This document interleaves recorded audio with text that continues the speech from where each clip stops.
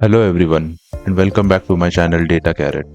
Today we are going to tackle one of the most highly requested and critical metrics in business analytics, monthly churn rate. If you are aiming for a job as a data analyst, business analyst or data scientist, you will face this question in interviews. Don't worry if you are a beginner. By the end of this session, you will not only understand the math behind the churn, but you'll also be able to write the exact SQL code to calculate it from the scratch. Let's dive in. Before we write a single line of code, we have to understand what we are trying to measure.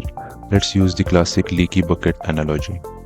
Imagine your subscription businesses like Netflix or Spotify is a bucket. The water inside represents your current active customers. Marketing campaigns and new signups are like a funnel pouring new water into the top. But almost every business has a small hole at the bottom. That hole is churn, the percentage of customers who cancel their subscriptions or stop interacting with your product over a given time frame. If your bucket leaks faster than it fills, your business shrinks. Our goal today is to write a query that measures exactly how big the leak is every month. The math behind churn is comparatively simple, but the implementation in SQL is where people might get confused. The formula is churn rate is equal to lost customers during the month upon total customers at the start of the month into 100. Let's look closer at the elements. The denominator, that is the starting customers, this is your baseline. It's the count of unique active users in the specific month. Let's call it month A. The numerator is the count of lost customers. These are specific users who were active in month A but disappeared and showed zero activity in month B. Keep this relationship in mind, present in month A but missing in month B. That is the exact logical framework we are going to translate into SQL.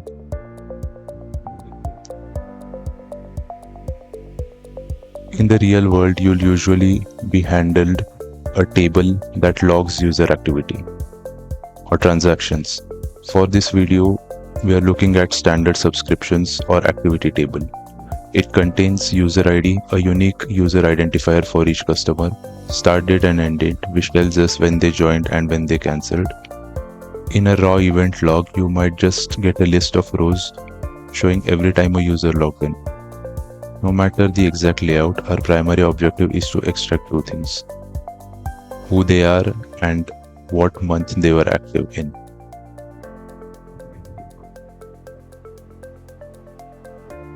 When a SQL problem looks complex, break it down into a human strategy. We are going to solve this in a 3 clean step. First one is identify. Firstly, we'll create 2 lists. List 1 is everyone active in month 1. List 2 is everyone active in month 2. Second step is join.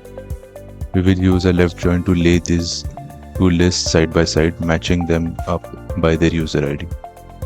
Third step is filter. Finally, we'll look at our list side by side. Anyone who is on the left list, that is month 1, but has a blank or a null space on the right list, that is month 2, is a churned customer. Let's look at how we build this layer by layer. To isolate our months cleanly without writing massive nested queries, we use a CTE or a common table expression, which is defined by with keyword. Think of CTE as a temporary table that exists just for this query. Now look at this code snippet. We use select distinct user ID because a user might log in 50 times in January. We only care that he logged in. So we grabbed their ID exactly once. This gives us clean January baseline.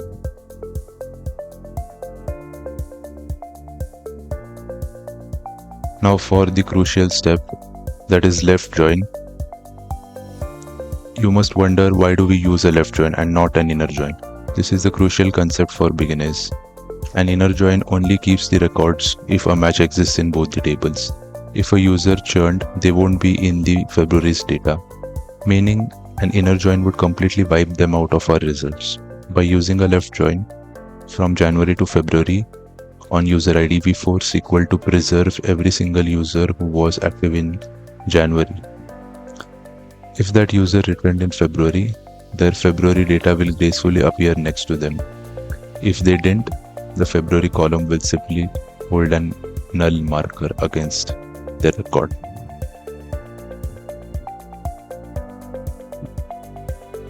Once the left join places the months side by side, finding our churned users is as simple as scanning for those empty spaces. In SQL, we express an empty space as null. By adding the clause where f.userid is null, we filter out our returning customers and leave behind only the ghosts who were with us in the month of January but vanished in the month of February. This is our numerator, or the churned users.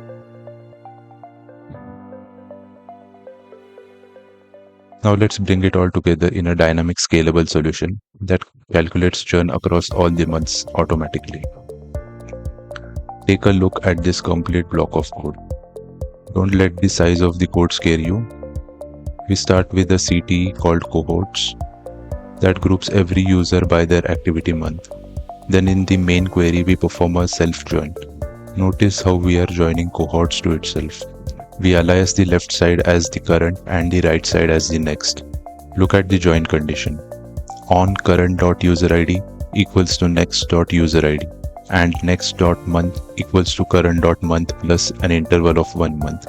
This tells SQL to automatically map January to February, February to March, March to April, and so on in a rolling loop. Let's dissect the most advanced lines of the query so you can understand exactly how they work. Date truncate or date trunc is the date function in which a user logs on month of January or on 29th of January. The date truncate chops the date of to January of 2024. This normalizes our data so we can group everything in a calendar month smoothly. Count current.userid. This counts every row coming from the left of the tables since it's our starting baseline. This gives us our denominator. Count case when next.userid is null, then 1.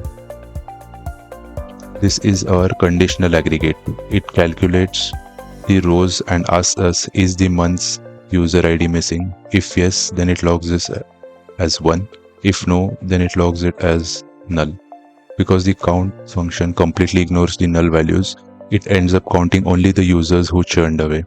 This gives us our numerator. Then we basically divide the numerator by the denominator and multiply it by 100 to get our actual monthly churn rate. This helps us identify how we are performing as a business on a monthly basis for the entire year.